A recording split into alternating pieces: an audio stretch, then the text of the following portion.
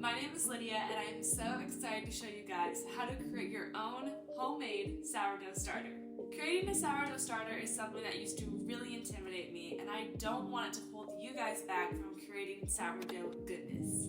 So I'm going to show you all that it is actually very easy, and that making or even maintaining a sourdough starter is not something that should hold you back from creating incredible sourdough bread.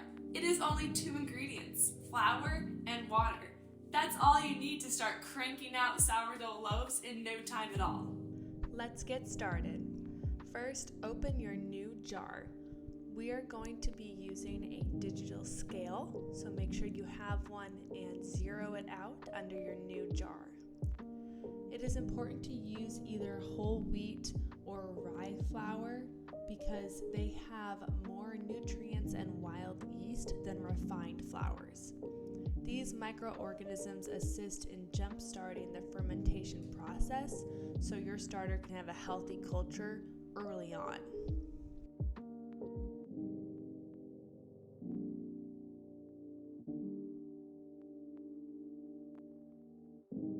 Add in 100 grams of room temperature water.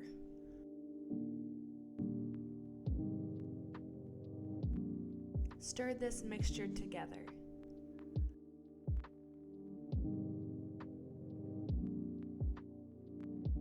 This is what it should look like. Now scrape down the sides of your jar.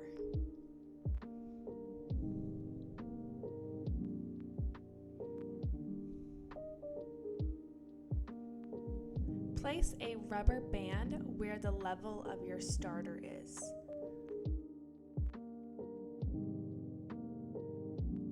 Or if you're like me, it falls off and you have to do it again.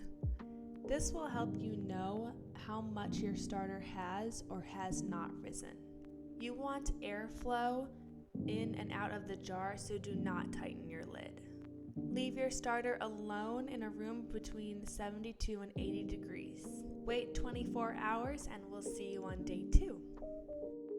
On day 2, we can see that not much has actually changed with our starter, so we're going to wait another 24 hours. On day 3, it is very exciting because we can see bubbles in our starter. This means that it has started to ferment and your starter is growing.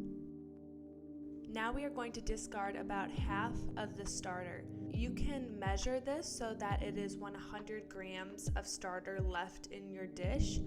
However, I just eyeball it because I know 100 grams of starter is about 5 to 6 tablespoons.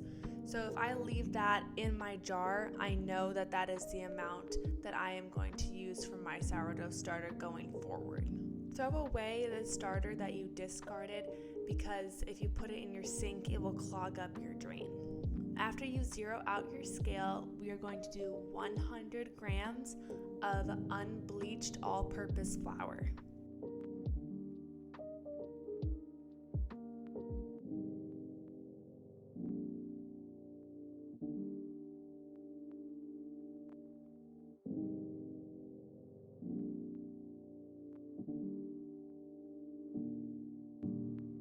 Add in 100 grams of room temperature water.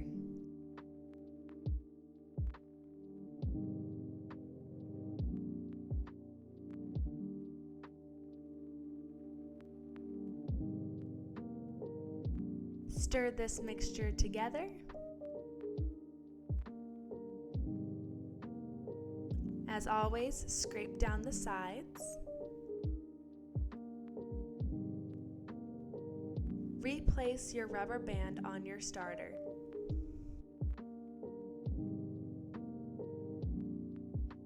Gently place the lid back on and we'll see you after 24 more hours. Now the next day we can see how much our starter has grown again. It has basically doubled in size, which is very exciting. We're going to repeat the same process, discarding most of the starter but keeping about 5 to 6 tablespoons worth of starter in the jar.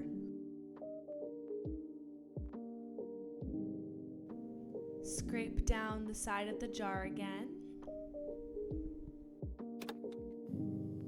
Get your kitchen scale back out and zero out the jar.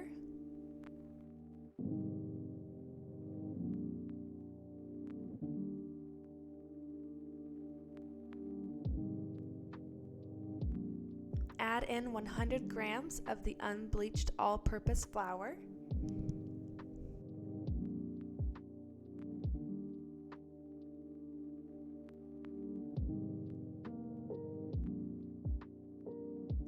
Add in 100 grams of room temperature water. Stir the starter together once again.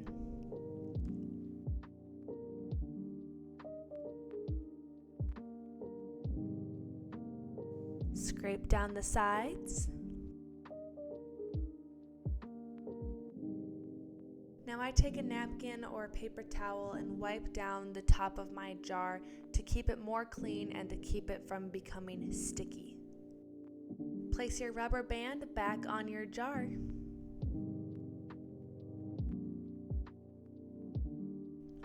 Put your lid back on and we'll see you tomorrow.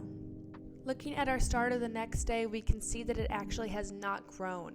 This can be pretty disappointing, but it is actually okay. A lot of starters around day 4 or 5 will take a break, and there are many factors and different reasons that this could happen. But we can see from this angle that there are bubbles, so we know that fermentation is still happening. So we may as well just continue with the same process that we've been doing every single day. Discard enough of your starter that you have 5 to 6 tablespoons left.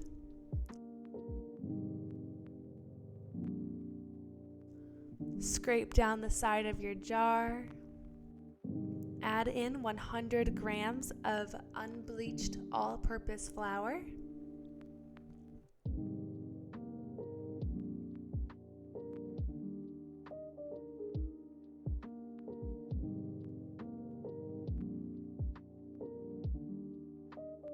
Add in 100 grams of room temperature water.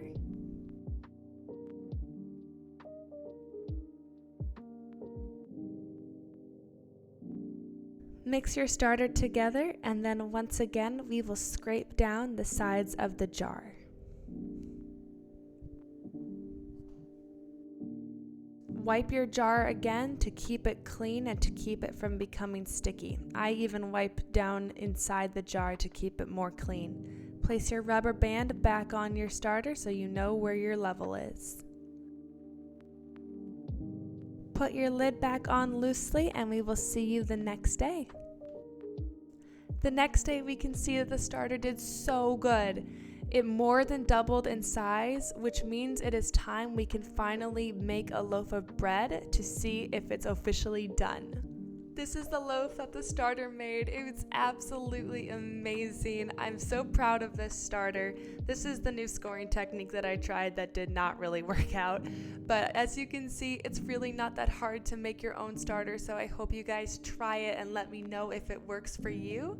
Thank you so much for watching this video, and I hope that you stay tuned for more sourdough videos.